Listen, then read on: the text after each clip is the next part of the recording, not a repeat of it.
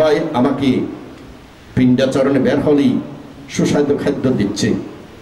এই সুস্বাদু খাদ্য খেয়ে আমার চেহারা সুন্দর হচ্ছে, হৃষ্টপুষ্ট হচ্ছে, রূপ সুন্দর হচ্ছে, কিন্তু আমার নামটাকে তো আমি পরিশুদ্ধ করতে পারছি না।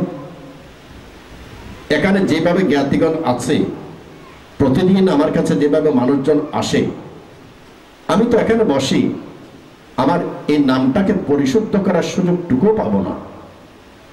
সেই কারণে সে তিষ্যসমন কি করলেন, মহাকারণিক বুদ্ধের নিকট গিয়ে বললেন যে বুদ্ধ আমাকে কর্মস্থান প্রদান করুন, যেন আমার রূপ এবং নামকে আমি পরিশুদ্ধ করতে পারি। মহাকারণিক ভগবান বুদ্ধ কর্মস্থান প্রদান করলেন। কর্মস্থান প্রদান করার পরে সেই তিষ্যসমনই শ্রাবস্তী থেকে সেই অনেক অনেক অনেক দূরে এক গ্রামের মধ্যে তিনি এক বিহারে অবস্থান করেছিলেন এবং বর্ষাবাসের 3 মাস শীল সমাধি প্রজ্ঞাত ধর্মকে আচরণ করে নিজের রূপ এবং নামকে কি করেছিলেন, পরিশুদ্ধ করেছিলেন। যেহেতু নিজের রূপ এবং নামকে পরিশুদ্ধ করার জন্য তিনি চেষ্টারত ছিলেন, সে কারণে তিনি উপাসক উপাসিকাদের সঙ্গে আলাপ করতেন। তারা আসলে শিলা দিতেন, ওই শুধুমাত্র আশীর্বাদ করতেন কি, সুখী হও, সুখী হও।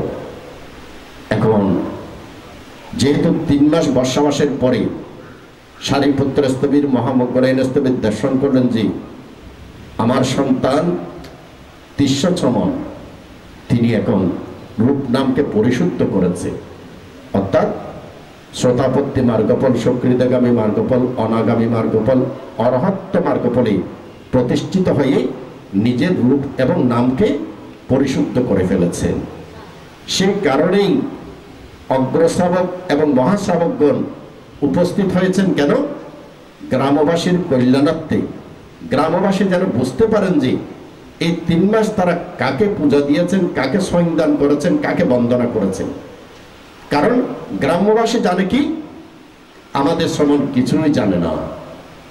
আমাদের শ্রমণ জানে কি, শুধু সুখী হও, সুখী হও, এই এতটুকু ছাড়া আমাদের শ্রমণ আর কিছুই জানে না। সেই কারণে সারিপুত্র স্থবির যখন বললেন যে এই শ্রমণ তুমি এবার ব্যাখ্যা করো কিভাবে সুখী হবে, এবার তিনি ব্যাখ্যা করলেন। ধর্ম দেশনা শ্রবণ করে হাজার হাজার মানুষের মধ্যে একটা অদ্ভুত আলোড়ন সৃষ্টি হলো। আলোড়ন সৃষ্টি হওয়ার পরে বেশিরভাগ মানুষের মনের মধ্যে প্রশ্ন একটাই, শুধু আমাদেরকে কেন এতদিন পর্যন্ত ধর্মদান থেকে বঞ্চিত করেছে। এবার প্রশ্নটা ভিন্ন রকম হয়ে গেল। মহাকারণিক ভগবান বুদ্ধ শ্রাবস্তী থেকে দর্শন করছেন যে আমার সন্তান তিষ্যসমনকে নিয়ে এই উপাসক উপাসিকাদের অন্তরের মধ্যে এবার আরেকটা প্রশ্ন দেখা দিয়েছে।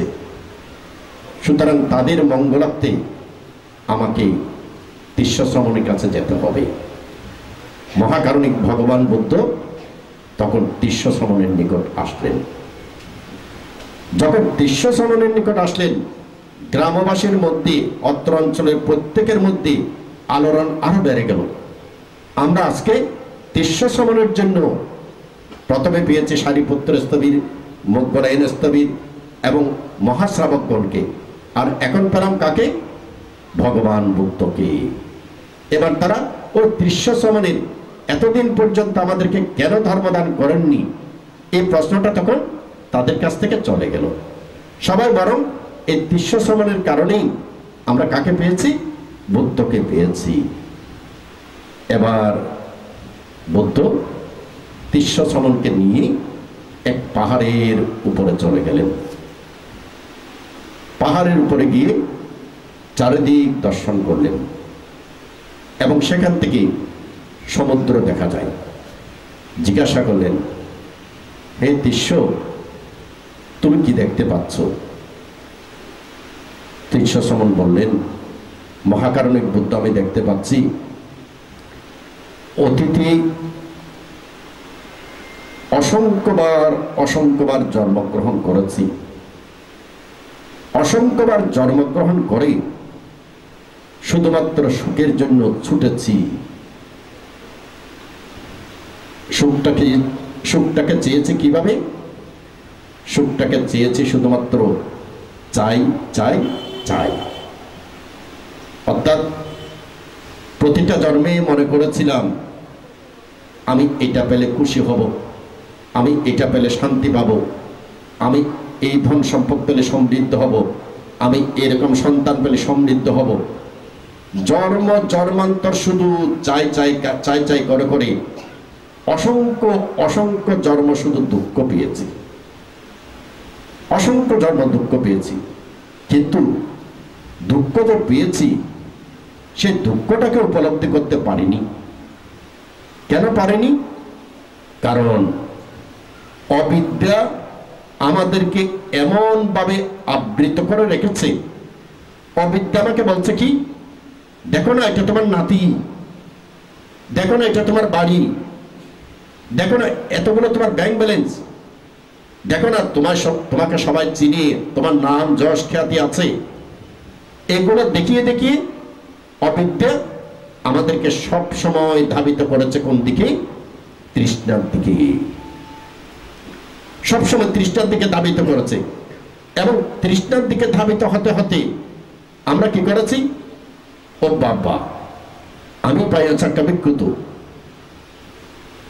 আমি এবং আমার এই ইগো, এই অহংকার আমার ভিতরে সমৃদ্ধ।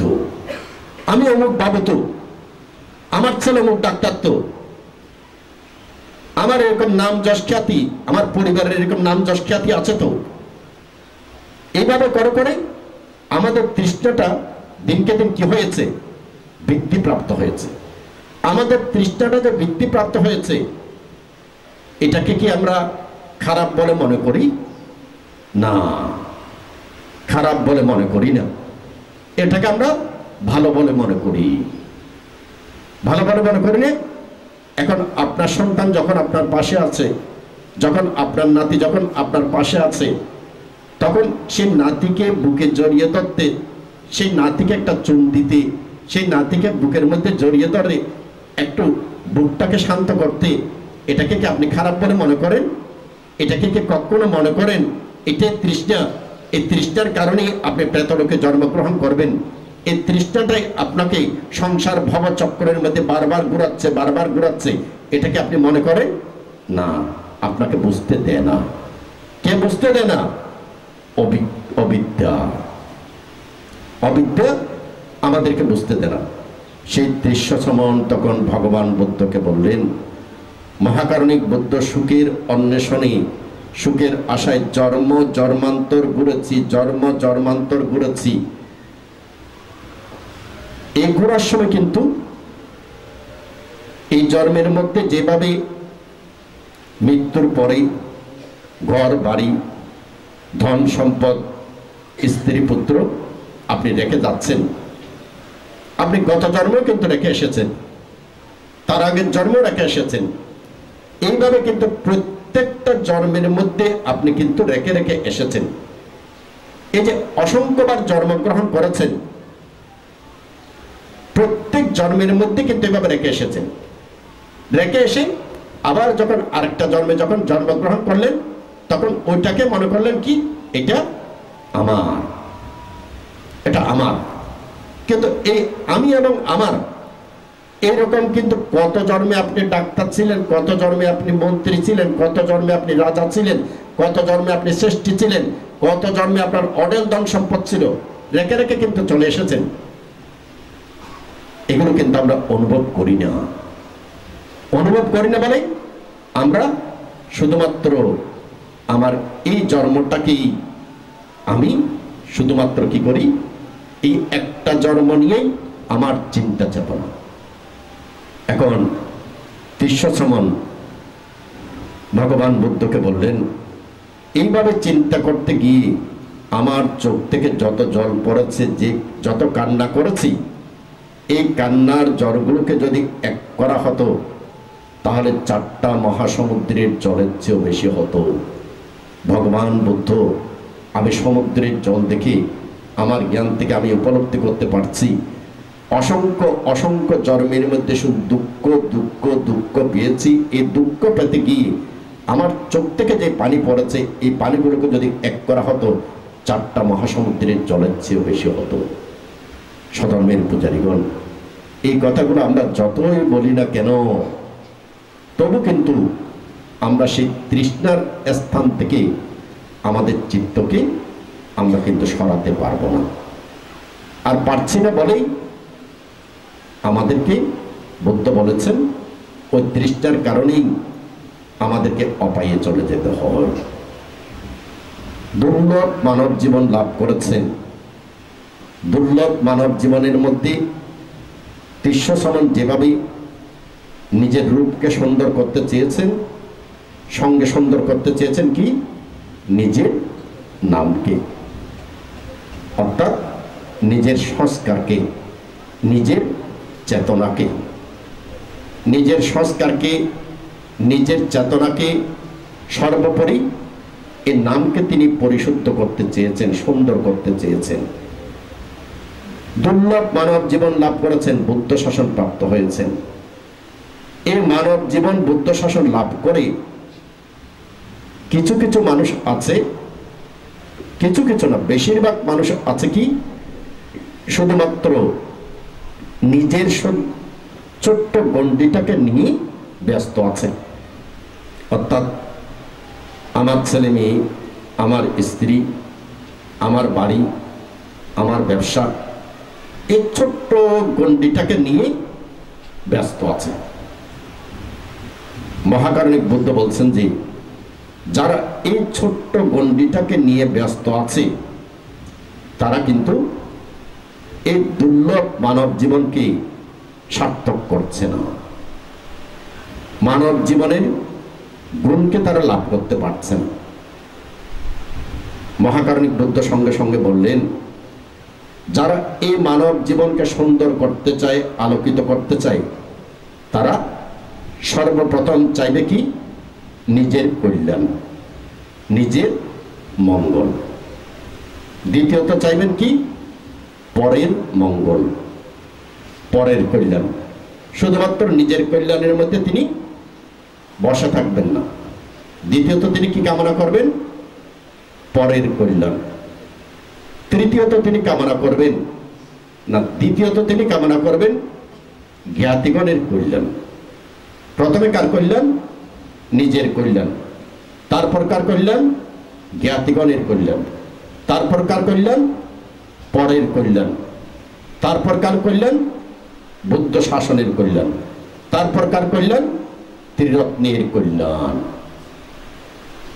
মহাকারণিক বুদ্ধ বলছেন যে যারা এইভাবে নিজের কল্যাণ, জ্ঞাতিগণের কল্যাণ এবং অন্যান্য প্রত্যেকের কল্যাণ, বুদ্ধ শাসনের কল্যাণ, ত্রিরত্নের কল্যাণ কামনা করবেন, তাদের জীবনটা হবে আলোকিত জীবন। আর যারা শুধুমাত্র তৃষ্ণাকে নিয়ে আমি এবং আমার এই গণ্ডির মধ্যে অবস্থান করবেন, তিনি কিন্তু নিজের কল্যাণ চাচ্ছেন না। আপনি মনে করবেন না যে আপনি আপনার সন্তানের কল্যাণ কামনা করছেন, আপনি মনে করবেন না যে আপনি আপনার স্ত্রীর কল্যাণ কামনা করছেন, আপনি মনে করবেন না যে আপনি আপনার নিজের কল্যাণ কামনা করছেন। কেন বলছি আপনি নিজের কল্যাণ চান না? আপনি নিজের কল্যাণ তখনই কামনা করবেন যতক্ষণ পর্যন্ত আপনার ভিতরে যেই ময়লা আবর্জনা আছে, যে আসব আছে, যে তৃষ্ণা আছে, সেই আসব ময়লা আবর্জনা তৃষ্ণাকে যতক্ষণ পর্যন্ত আপনি পরিষ্কার করার চেষ্টা করবেন না, ততক্ষণ পর্যন্ত আপনি নিজের কল্যাণ চান না। তাহলে যেখানে আপনি নিজের কল্যাণই চান না, সেখানে আপনি সন্তানের কল্যাণ কিভাবে চাইতে পারেন? কারণ আপনি নিজের কল্যাণই চান না। মহাকারণিক বুদ্ধ বলছেন যে মানুষ যখনই চোখ খুলে সে তখনই দেখতে পায়। এইভাবে ঠিক চক্ষু, কর্ণ, জিহ্বা, নাসিকা, ত্বক, মন এই সরায়তন দিয়ে সে রূপ, শব্দ, গন্ধ, রস, স্পর্শ দ্বারা প্রতিনিয়ত সে স্পর্শিত হচ্ছে। আপনি চোখ খুললেন, চোখ করার পরপর আমি দেখলাম ওয়ারাপাড়া গ্রামবাসী। আজকের ফান সম্পর্কে আসলে আমার খেয়াল ছিল না, আর তারাও আমাকে ফান করেছেন ঠিক। কখন গিয়ে ফান করেছেন তারপর আর কোনো যোগাযোগ নেই, কোনো শব্দ নেই, একেবারে কিছু নেই। আজকে যখন আমি 10টার সময় এখানে সঙ্গদানে বসলাম, আমার পাশের ভিক্ষুক বলছে যে আপনার তো আজকে ওয়ারাপাড়া ফান আছে। কোথায়? তখন তিনি ওই একটা ফেসবুকের মধ্যে ওয়ারাপাড়া থেকে একটা এই তো আমাকে দেখানো। তখন আমি যোগাযোগ করলাম যে আসলে ফাং আছে নাকি। আমার কিন্তু আরেকটা প্রোগ্রাম আছে চট্টগ্রাম শহরে। দেখুন, চট্টগ্রাম শহরে প্রোগ্রাম থাকুক, যেখানেই থাকুক, যখনই ওয়ারাপাড়া বলল তখনই ভালোবাসার টানে ঠিক ঠিক না আর বলতে পারলাম না।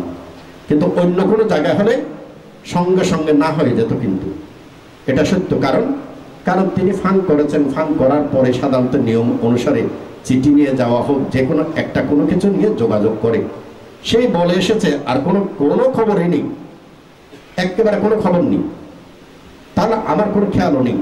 আর আমি একটা কাজের মধ্যে ব্যস্ত আছি, আপনারা প্রত্যেকে জানেন যে আমি গুরুবান থেকে নিয়ে আমার ওখানে 354 দিন অবিরত অভিধর্ম পাঠ হচ্ছে। তাহলে এই যে 354 দিন অভিধর্ম পাঠ করাতে এই ভিক্ষু সংঘকে সবগুলো মেনটেন করা, এটা কিন্তু চারটিখানি ব্যাপার নয়, চারটিখানি ব্যাপার। সেই কারণে আমার খেয়াল নেই। কিন্তু তারপরে যখন ওয়ারাপাড়া না বলতে পারলাম না, এই যে না বলতে পারলাম না, এটা কি আপনাদের প্রতি তৃষ্ণা না? তাহলে চোখ করলে যখন আমি দেখলাম ও ওয়ারাপাড়া বলার সঙ্গে সঙ্গে মনের মধ্যে একটা ভালোবাসার টান, ঠিক না? এটা কিন্তু তৃষ্ণা, মারাত্মক তৃষ্ণা। বুদ্ধ এটাই বলছেন যে আমরা চোখ করলেই দেখি, কি দেখি? রূপ দেখি। কি দেখি? এটা জিরা পানি। এটা জিরা পানি দেখার সঙ্গে সঙ্গে আমার জিহ্বায় কি চলে আসলো? পানি চলে আসলো, ঠিক না? বুদ্ধ বলছেন যে এইভাবে চোখ দিয়ে রূপ দেখি, জিহ্বা দিয়ে স্বাদ, কান দিয়ে শব্দ, এইভাবে রূপ, শব্দ, গন্ধ, রস, স্পর্শ, এই আলম্বনগুলোর মধ্যে আমরা প্রতিনিয়ত চোখ খুললেই আমরা আকর্ষিত হচ্ছি।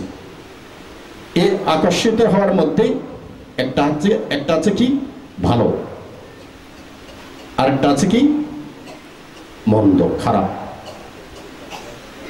ধরুন আপনি পছন্দ করেন না, যার সঙ্গে আপনার মতের অমিল আছে, যাকে দেখলে আপনার ভালো লাগে না, সেই মানুষটাকে আপনি দেখলেন, দেখার পর আপনার কেমন লাগবে? খারাপ লাগবে, খারাপ লাগবে না? আবার যাকে আপনি খুব পছন্দ করেন তাকে দেখার পর আপনার কেমন লাগবে? ভালো। এই যে ভালো লাগা এবং খারাপ লাগা দুইটাই হচ্ছে কি তৃষ্ণা। একটা হচ্ছে কি সুখ অনুভূতি, আর একটা হচ্ছে কি দুঃখ অনুভূতি। সুখ অনুভূতিতে তৃষ্ণা, দুঃখ অনুভূতিতে দেশ উৎপন্ন হচ্ছে। উৎপন্ন হচ্ছে না? উৎপন্ন হচ্ছে।